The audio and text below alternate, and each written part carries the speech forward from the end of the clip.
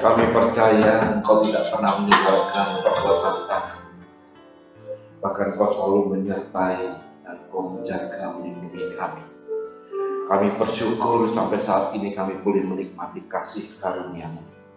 Kami memperoleh belas kasihan yang daripada Engkau. Dan biarlah saat ini juga kami rindu untuk mendengar firman-Mu kembali, yang menguatkan dan meneguhkan kami. Kau urapi hamba-Mu, Kau urapi kami semua, seluruh jemaat-Mu, biar kami beroleh kekuatan dari firman kebenaran. Terima kasih Tuhan. Kami sambut firman-Mu hanya di dalam nama Tuhan Yesus kami berdoa. Haleluya. Amin. Shalom. Puji Tuhan bisa bertemu kembali pada pagi hari ini. Biarlah kita mau mendengar firman Tuhan, di mana firman ini yang menjadi kekuatan dan dasar dalam kehidupan kita. Pagi hari ini saya akan memberikan tema atau judul, yaitu firman iman yang menimbulkan kebenaran iman. Saya ulangi, firman iman yang menimbulkan atau mengakibatkan kebenaran iman. Mari kita baca ayatnya di dalam Roma pasal 10 ayat yang ke-8b dan 9. Mestinya 8b itu masuk ayat yang ke-9. Tapi kita baca 8b dan ke-9. Demikian firman Tuhan. Katakan demikian. Atau saya baca ayat 8 aja ya. Tetapi apakah katanya? Ini firman itu dekat padamu, yakni di dalam mulutmu dan di dalam hatimu. Yang 8b. Nanti nyambung ke 9. Itulah firman iman yang kami beritakan, firman iman yang kami katakan, yaitu sebab jika kamu mengaku dengan mulutmu bahwa Yesus adalah Tuhan dan percaya dalam hatimu bahwa Allah telah membangkitkan Dia dari antara orang mati, maka kamu akan diselamatkan. Saya ulangi ayat ini. Sebab jika kamu mengaku dengan mulutmu bahwa Yesus adalah Tuhan dan percaya dalam hatimu bahwa Allah telah membangkitkan Dia dari antara orang mati, maka kamu akan diselamatkan. Dari pembacaan ayat ini ada dua hal yang kita akan pelajari dan kita akan melihat. Ayat ini merupakan suatu ayat pengakuan, suatu ayat kepercayaan, atau dalam bahasa kerennya itu syahadat gitu ya. Dalam bahasa Ibrani-nya disebutkan sebagai syahadat. Maka percayaan orang lain juga mempunyai syahadat. Ini syahadat orang Kristen. Kepercayaan, pengakuan, di mana ini harus bisa dan harus menjadi kenyataan dalam hidupmu. Apa dari ayat ini yang Paulus ingin sampaikan supaya kita bisa mengerti? Yang pertama adalah jika ada dua hal. Jika kamu mengaku, ya, pertama mengaku bahwa Yesus adalah Tuhan dan percaya. Dua hal yang pertama, mengaku dan percaya, maka kamu diselamatkan. Mengaku dan percaya ini diringkas menjadi satu kata yang simpel, yaitu beriman. Banyak orang yang mengakui, tapi nggak percaya, tidak mengiyakan. Di sini kita mau belajar bahwa jika kamu, saudara dan saya, mengaku dan mempercayai, mengiyakan, maka kamu diselamatkan. Mengaku kepada siapa? Percaya kepada siapa? Beriman kepada siapa? Yaitu kepada Yesus. Jadi syahadat kita, pengakuan percaya kita hanya pada Yesus. Mengaku dan percaya, beriman sehingga engkau diselamatkan, maka iman, percaya, pengakuan kita ini hanya kepada Yesus sebagai apa? Di situ dijelaskan Yesus sebagai Tuhan. Ya. Yesus sebagai Tuhan, atau dalam bahasa Ibrani Yunaninya Yesus sebagai Kurios. Kurios ini adalah the mighty one, authority yang penuh. Kurios mempunyai power, penguasa, dan sebagai master, sebagai owner, sebagai pemilik, sebagai pencipta. Nah, kita diajak untuk bisa mengaku dan percaya bahwa Yesus ini adalah sang pencipta, bahwa Yesus ini adalah Tuhan ini sebagai Kurios, bahwa Yesus ini adalah yang punya otoritas mutlak, otoritas penuh, bahwa Yesus ini adalah penguasa, pemilik semua jagat raya. Renungan saya beberapa saat lalu selalu menyinggung tentang sang pencipta. Nah, ini dikatakan, imanmu sekarang bagaimana? Pengakuan percayamu, apakah engkau mengakui Yesusmu sebagai Tuhan? Ya, ini semua orang bisa mengaku, tetapi belum tentu percaya. Bahkan iblis pun juga mengakui bahwa dia adalah anak Allah yang hidup, tapi tidak sampai mengimani, percaya. Nah, Rasul Paulus menegaskan, jika kamu mengaku bahwa Yesusmu adalah Tuhan, sang pencipta segalanya, sang Kurios ini, sang maha semuanya ini, bukan hanya mengaku saja bahwa Yesusmu adalah Tuhan, tapi juga percaya. Mengaku dan percaya Yesus sebagai Tuhan. Yang kedua, mengaku dan percaya bahwa Yesus adalah sumber kebangkitan, kehidupan yang mutlak. Dikatakan ini adalah dia adalah yang bangkit, dia adalah kehidupan yang mutlak, atau dalam bahasa Latinnya dikatakan egero. Egero ini memiliki arti, diterjemahkan dalam bahasa Inggrisnya lebih bagus. Katakan demikian, yaitu kehidupan yang mutlak. With or without from the dead always refer to the resurrection. Saya terjemahkan secara sehari-hari. Dikatakan Yesus sebagai kehidupan yang mutlak adalah demikian, baik dengan mati atau tidak mati, dia selalu hidup. Nah, percaya enggak sekarang? Kita seringkali mendengarkan firman, mendengarkan khotbah dari pembicara, dari gembala sidang, dari pendeta siapapun juga. Kita seringkali mendengar setiap hari ibadah, mengakui mungkin kan? Wah, mendengar, iya. Yesusmu sebagai Tuhan enggak? Iya. Dia membangkit, dia bangkit enggak? Kehidupan mutlak enggak? Maka engkau diselamatkan. Nah, dalam arti diselamatkan ini bukan hanya memiliki kehidupan yang kekal, tapi diselamatkan dalam segala hal.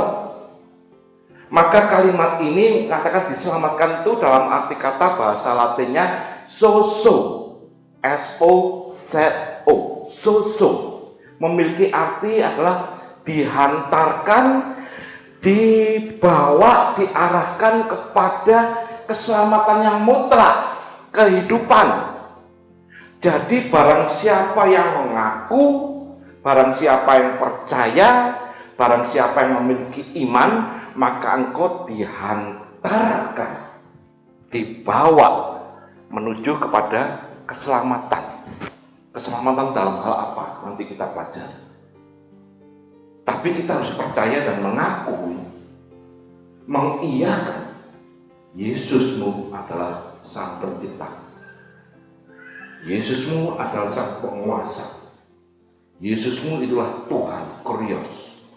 Yesusmu itu adalah yang memiliki segalanya. Bahkan lebih dari itu, Yesusmu adalah kehidupan yang mutlak, kebangkitan yang mutlak. Maka ketika kita melakukan ini, menerima percaya firman iman ini, maka engkau dihantarkan, maka engkau akan peroleh kebenaran iman. Ketika seorang mendengar dan menerima dan percaya, maka kebenaran itu terjadi. Banyak orang yang bertanya, mendengar dari apa? Dari firman pasti. Coba tampilkan Roma 10 ayat 17. Roma 10 ayat 17 dikatakan demikian. Jadi iman timbul dari pendengaran. Dan pendengaran oleh apa? Firman Kristus. Atau firman yang berdasarkan iman. Firman yang Tuhan sampaikan, firman yang tertulis, yang benar-benar firman dari Kristus. Maka kita mengakui dan percaya, mengiyakan firman ini yang tadi saya katakan, mengaku dan percaya, diambil satu kata, memiliki iman. Ada orang yang sudah mendengarkan firman, tapi tidak sampai menjadi iman mereka. Banyak orang yang sudah menerima, mendengar, tapi tidak mengiyakan firman itu.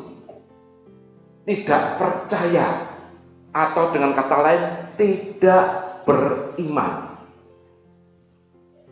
Banyak yang sudah mendengarkan. Sekali lagi mendengar firman Kristus.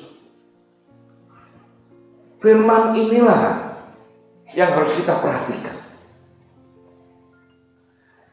Ketika seseorang mendengarkannya, tapi dia tidak melakukannya, maka boleh dikatakan nanti itu bisa menjadi bumerang. Nanti saya jelaskan mengapa kok bisa menjadi bumerang. Ketika seorang mendengar, menerima, tapi tidak mengiyakan, maka itu menjadi bumerang buat mereka. Kita mau pelajari terlebih dahulu, bicara tentang firman yang iman ini. Karena ada firman yang harus diperhatikan sungguh-sungguh, apakah firman ini benar-benar firman Kristus yang menimbulkan iman dan menghasilkan, ketika kau mendengar, menghasilkan kebenaran iman, apakah benar-benar dari dia? Karena banyak firman yang lain. Kita buka Yeremia pasal 5 ayat yang ke-31, di mana kita mempelajari ketika Paulus menulis ini, dia memperingatkan, mempertegas bahwa ada hal-hal yang lain yang harus engkau perhatikan. Jadi jemaat juga harus memperhatikan. Dikatakan demikian, para nabi bernubuat palsu, dan para imam mengajar dengan sewenang-wenang, dan umatku apa? Menyukai. Heran, jemaat menyukai hal yang demikian. Tetapi apakah yang akan kamu perbuat apabila datang kesudahannya?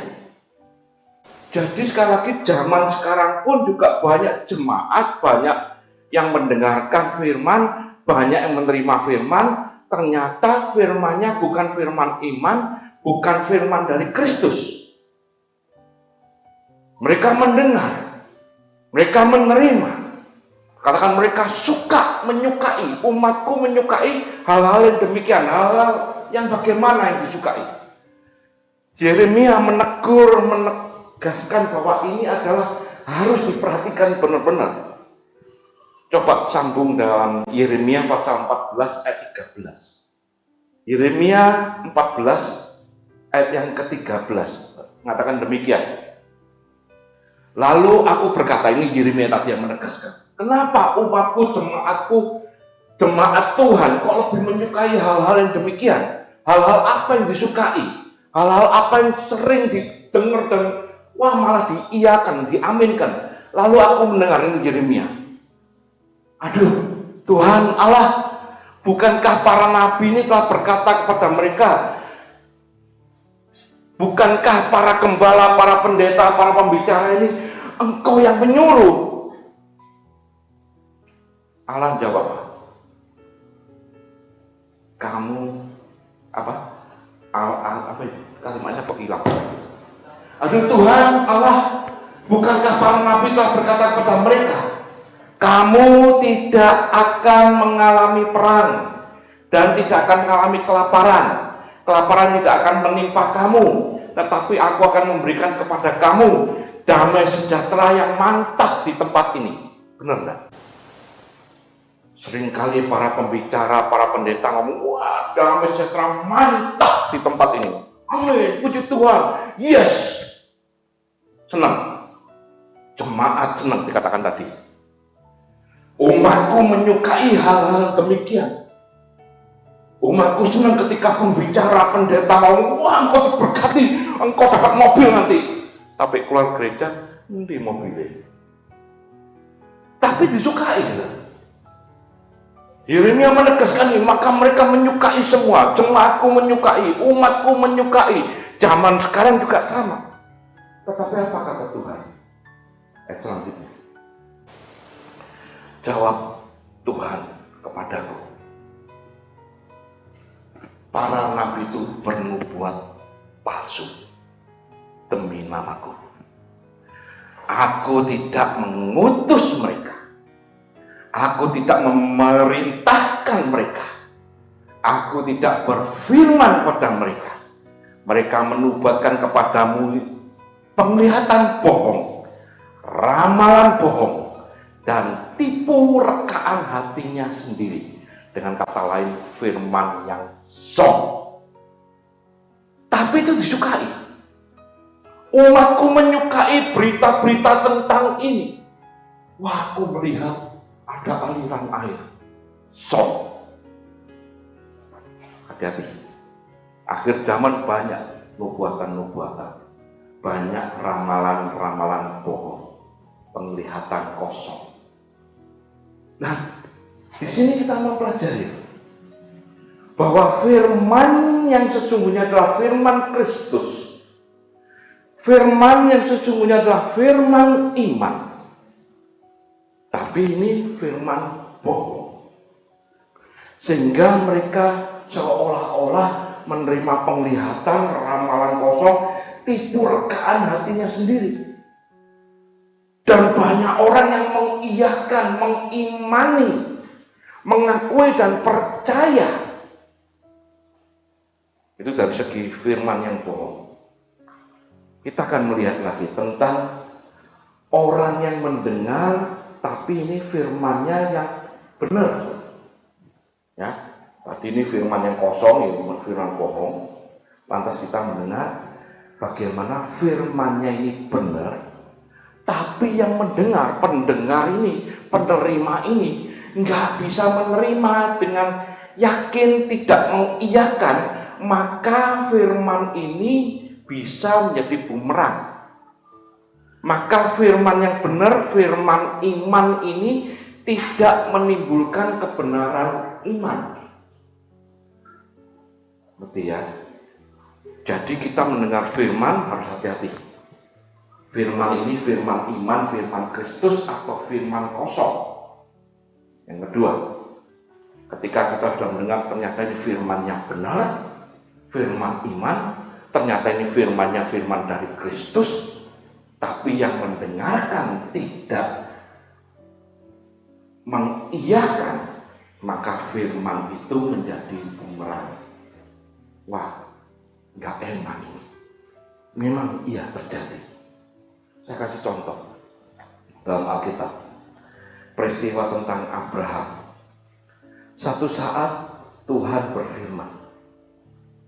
Tuhan, ngerti huruf Tuhan itu ya, kan tadi dikatakan dalam Roma itu kan, bahwa engkau mengakui Yesusmu sebagai Tuhan, sebagai Sang Pencipta, sebagai penguasa, sebagai otoritas. Maka contoh di sini adalah Abraham. Pada saat itu memang Yesus belum apa istilahnya, belum tampil sebagai manusia, tapi sebagai Tuhan Sang Pencipta. Maka Tuhan berfirman menemui Abraham dan berkata, kelihatan di langit, apakah engkau bisa menghitung bintang-bintang di situ?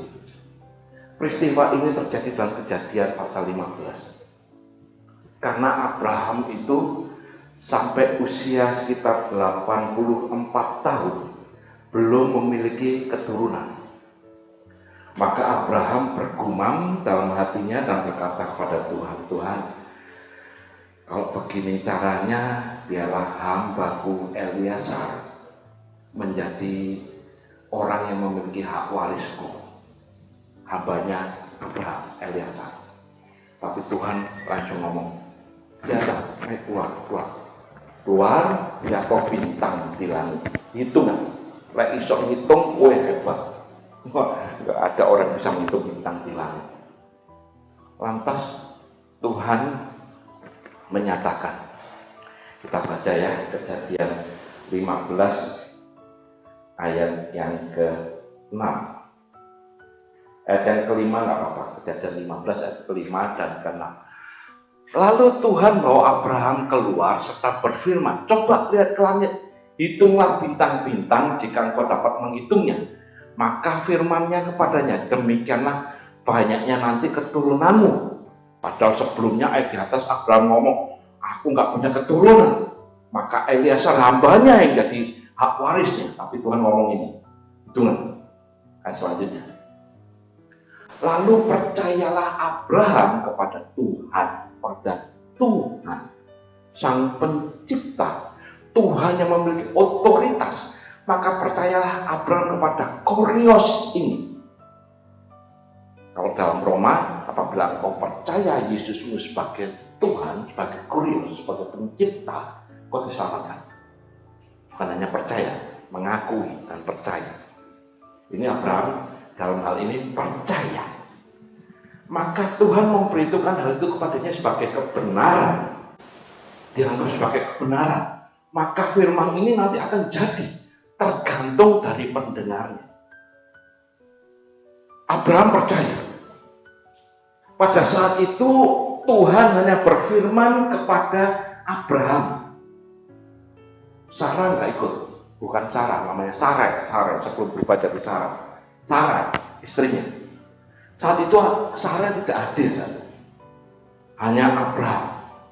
Dan Tuhan berkata demikian, lantas berjalannya waktu. Ketika saat itu Abraham berumur 84 mau masuk 85, berjalannya waktu, maka Sarah yang tidak mendengar firman ini atau mendengar tapi tidak melakukannya menjadi bumerang. Maka Sarah yang memiliki budak yang bernama Hagar, membantu yang bernama Hagar, diberikan pada Abraham. Padahal Abraham percaya, tapi terganggu dengan sesuatu yang tidak mendengarin. Maka Hagar diberikan pada Abraham dan menjadi bumerang. Namun rencana Allah harus digenapi. Maka Allah mengulang kembali firman iman ini di dalam Kejadian pasal 18. Jadi pasal 15 itu pertama kali Tuhan berbicara pada Abraham bahwa nanti keturunanmu seperti bintang-bintang kalau engkau bisa menghitung, mendengar, dan Abraham dikatakan sebagai engkau dianggap sebagai kebenaran ketika engkau percaya. Nah, Abraham menyimpan dalam hati. Dalam peristiwa, sekali lagi peristiwa berjalan, maka Hagar diserahkan oleh Sarah. Dalam pasal 18 Allah mengulangi kembali firman dan sekarang diundang dua-duanya. Abraham ada dan Sarai juga ada mendengar. Ketika mereka mendengar firman iman ini, maka mereka mempercayai. Dan kedua-duanya juga, walaupun Sarah sekarang engkau tertawa, tapi Ishak itu nama aslinya adalah perjanjian. Apa yang Allah janjikan ketika mereka percaya, mereka beriman, mengakui, maka kebenaran terjadi. Lantas ketika Abraham dan Sarah mengakui ini, tapi sebelumnya Sarah tertawa, maka Allah menjawab di dalam Kejadian pasal 18 ayat 14, tolong tampilkan. Kejadian 18 ayat yang ke-14 mengatakan demikian. Adakah sesuatu apapun yang mustahil untuk Tuhan? Iman kita, pengakuan kita, syahadat kita ditantang. Ketika engkau mengakui Yesusmu sebagai Tuhan, Yesusmu sebagai Kurios, Yesusmu sebagai pencipta, Yesusmu sebagai penguasa otoritas, Yesusmu sebagai yang punya semuanya, maka waktu itu pun Abraham juga ditantang oleh Tuhan. Adakah sesuatu apapun yang mustahil buat Kurios? Ada. Dengan kata lain, sang Kurios ini pasti ya dan amin. Ditantang seperti itu. Maka pada usia 100 tahun Abraham mempunyai anak. Gak ada yang mustahil. Abraham dalam peristiwa contoh ini bukan hanya mengakui Tuhan, sang Kurios. Kalau dalam Roma dikatakan engkau mengakui Yesus sebagai Tuhanmu dan mengakui Yesus sebagai ageiro, kemutlakan hidup yang mutlak. Abraham juga mengakui Tuhan sebagai Kurios, tapi Abraham juga mengakui dia adalah kehidupan yang mutlak. Coba kita baca Ibrani 11 ayat 19. Ibrani 11 ayat 19. Katakan demikian, ini peristiwa ketika Ishak diminta sama Tuhan, persembahkan anakmu. Lantas Abraham berpikir bahwa Allah berkuasa membangkitkan orang sekalipun dari antara orang mati, dan dari sana ia seakan-akan telah menerimanya kembali, karena Abraham percaya dia adalah kehidupan yang mutlak. Walaupun dari mati sekalipun ada kehidupan. Makanya dalam bahasa Inggris katakan itu tadi ya. With or without death, baik dengan mati ataupun tidak mati, dia tetap kehidupan yang mutlak. Wah, jadi syahadat ini, pengakuan ini nggak main-main.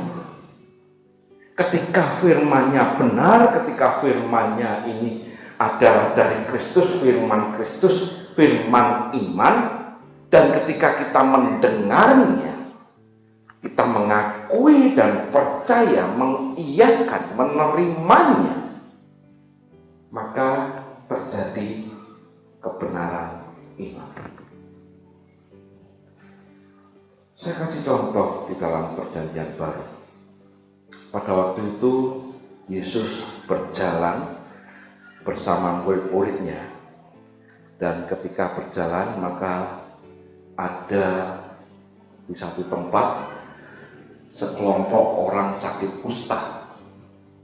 Kalau sakit kusta zaman dulu dikatakan adalah penyakit kutukan. Orang yang terkutuk, maka penyakit kusta ini datang. Dan ketika Yesus berjalan, maka Yesus melewati perkumpulan kampung orang kusta ini. Ya. Orang kusta zaman dulu, kalau ketemu sama orang, ini tempat mereka diasingkan. Apabila ketemu sama orang, maka mereka harus berteriak, najis, najis, pergi, singkir, menyingkir. Maksudnya bukan dia yang menyingkir. Maksudnya orang yang datang, orang yang sehat ini Dikatakan bahwa aku najis di sini, sakit, kamu nyingkiro supaya nggak ketularan gitu. Ya. Lah waktu itu Yesus berjalan bersama murid-muridnya melewati daerah ini. Saya yakin pasti mereka juga berteriak-teriak. Tapi Yesus berkata demikian. Coba kita buka Lukas 17 ayat 14. Lukas 17 ayat 14. Katakan demikian. Lalu ia memandang, ini Yesus, memandang pada mereka, memandang pada orang yang sakit kusta yang dikucilkan, dibuang dan sebagainya. Boleh dikatakan orang sakit kusta zaman dulu adalah daging busuk, karena semuanya rusak semua, busuk. Yesus memandang pada mereka dan berkata, pergilah dan perlihatkanlah dirimu pada imam-imam. Dan sementara mereka di tengah jalan, mereka menjadi tahir. Ketika saya membaca ayat ini jadi aneh. Bahwa orang sakit kusta disuruh pergi memperlihatkan dirinya kepada imam-imam. Di mana imam-imam adalah adalah orang-orang yang melayani dalam pelataran bait Allah. Dengan kata lain mereka menyampaikan firman dan otomatis yang datang jemaat yang sehat-sehat. Demikian juga sekarang sehat-sehat ya. Tapi Yesus menyuruh mereka yang sakit kusta ini pergi. Tunjukkan dirimu. Firman yang keluar dari Kristus. Firman iman yang keluar dari Kristus. Ketika orang sakit kusta ini mendengar, nggak banyak omong, baca ceritanya. Maka orang-orang ini pergi menunjukkan diri kepada para imam-imam. Kalau kita baca dalam Matius 8, perikop itu ayat 24-27, itu peristiwa tentang dua macam dasar, yaitu orang yang bijaksana adalah orang yang mendengarkan firman dan melakukannya.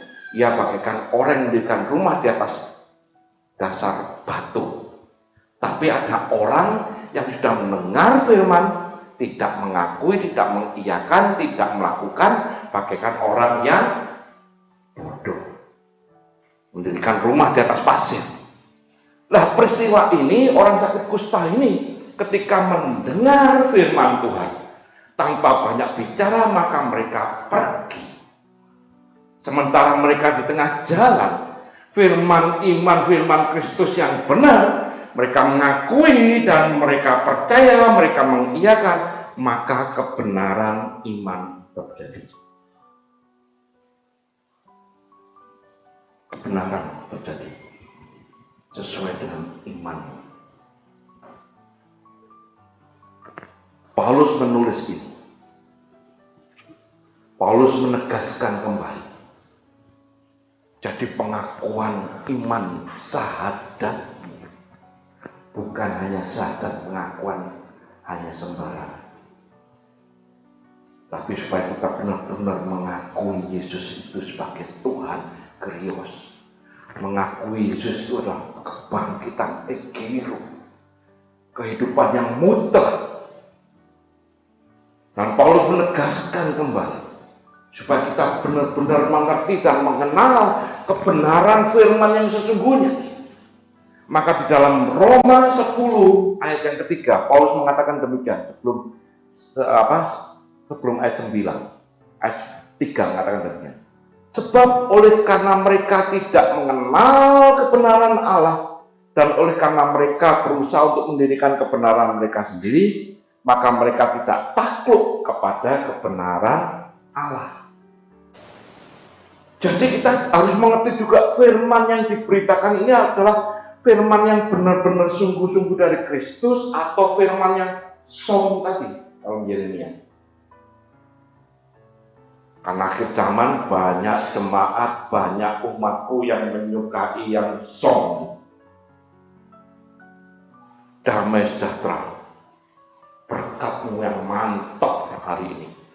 Memang kalau Tuhan memberkati mantap, tapi bukan hanya itu saja.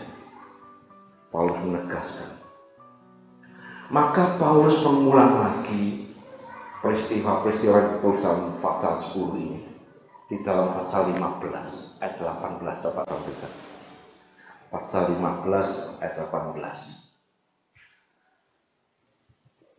Sebab aku tidak akan berani berkata-kata tentang sesuatu yang lain. Sesuatu yang lain adalah etika tadi, kebenaran diri sendiri. Berkata-kata tentang sesuatu yang lain, berbicara tentang firman yang kosong, firman yang kosong. Melainkan kecuali tentang apa yang telah dikerjakan Kristus untukku. Jadi Paulus menceritakan apa yang Kristus nyatakan, yaitu untuk memimpin bangsa-bangsa lain kepada ketaatan oleh perkataan dan perbuatan. Sekali lagi saya kutip dalam bahasa Inggrisnya bagus. Paulus tidak akan berani berkata-kata tentang firman yang lain, sesuatu yang lain, melainkan firman Kristus, firman iman, supaya siapapun juga yang mendengar, mengakui, percaya, mengiyakan, maka jadi kebenaran iman. Untuk apa? Untuk memimpin bangsa-bangsa lain kepada ketaatan. Ketaatan ini berbicara tentang imanmu juga. Supaya apa? Lantas dalam bahasa Inggrisnya ini. And done by the power of science. Supaya mereka juga mengalami kuasa-kuasa, tanda-tanda yang ajaib. Ketika kita menerima, mengakui, mengiyakan firman iman, firman Kristus ini, kebenaran daripada Allah sendiri, maka Paulus mengatakan supaya bangsa-bangsa lain, mereka yang mendengarkan, akan mengalami kuasa tanda-tanda. Kalau di sini katakan melalui perkataan dan perbuatan. Perbuatan dikatakan dalam bahasa Indonesia by the power of sign. Dan juga dikatakan and done by miracle through the power of spirit. Mengalami mujizat-mujizat, keajaiban yang Tuhan kerjakan.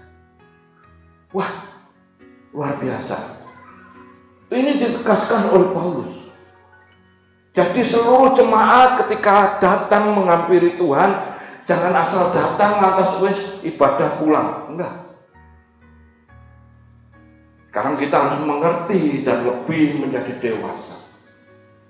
Ketika engkau mendengar firman, kau juga menyeleksi. Firman ini benar-benar firman Kristus atau firman song. Apakah firman ini firman iman atau firman kehendak sendiri?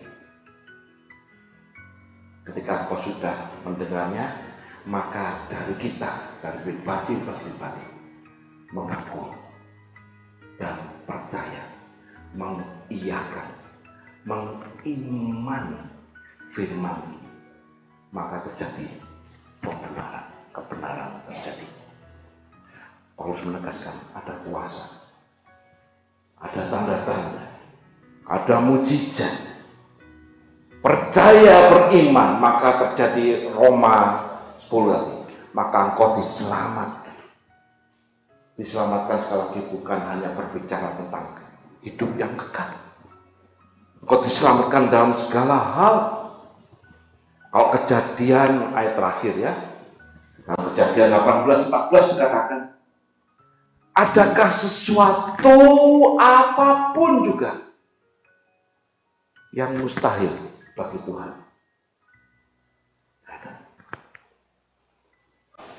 Jadi ketika engkau mengakui, engkau mengakui ya, dan engkau percaya, mengiyakan, maka iman ini, firman iman ini menjadi kebenaran hidupmu. Engkau akan mengalami yang Paulus katakan kepada bangsa-bangsa lain. Engkau mengalami tanda-tanda, mujizat-mujizat, keajaiban-keajaiban yang terjadi karena kebenaran firman ini. Ya dan amin. Ini yang Paulus ingin tegaskan. supaya kita lebih mengerti lagi, kita memahami lagi kepercayaan orang Kristen, syahadat orang Kristen tidak main-main. Bukan hanya asal ucap, tapi engkau sampai ke dalam hati. Maka itu terjadi. Biarlah firman renungan pagi hari ini menjadi satu kekuatan bagi kita. Kau berani mengatakan sebagai orang Kristen, kau berani mengatakan sebagai orang yang percaya mengikuti Yesus, maka syahadat ini menjadi nyata dalam hidupmu. Maka engkau diselamatkan. Amin. Mari kita berdoa. Bapa, terima kasih Tuhan, Engkau sungguh baik. Kami telah mendengar firman-Mu, dan firman-Mu adalah firman yang dari Kristus, supaya kami boleh mengiyakan, kami mengaku, percaya, mengiyakan, memiliki iman yang benar, maka pembenaran, kebenaran ini terjadi. Sesuai dengan firman, adakah sesuatu apapun yang mustahil bagi Tuhan? Maka jawabannya tidak ada yang mustahil bagi Tuhan. Inilah Tuhan firman yang sudah Engkau berikan buat kami, sehingga kami memiliki iman sungguh-sungguh. Kami mengakui Engkau sebagai Tuhan. Kami mengakui Engkau sebagai kehidupan yang mutlak. Terhadap apapun juga Engkau yang berkuasa, Engkau berotoritas. Terima kasih Bapa. Engkau berkati jemaat-Mu. Tambahkan kesetiaan. Supaya jemaat-Mu menjadi dewasa, mengerti yang benar. Engkau yang memperhatikan setiap umat. Engkau yang tidak pernah meninggalkan setiap kami. Tapi Engkau yang menguatkan dan meneguhkan kami. Dan apabila kami berpisah Tuhan, maka Engkau menyertai.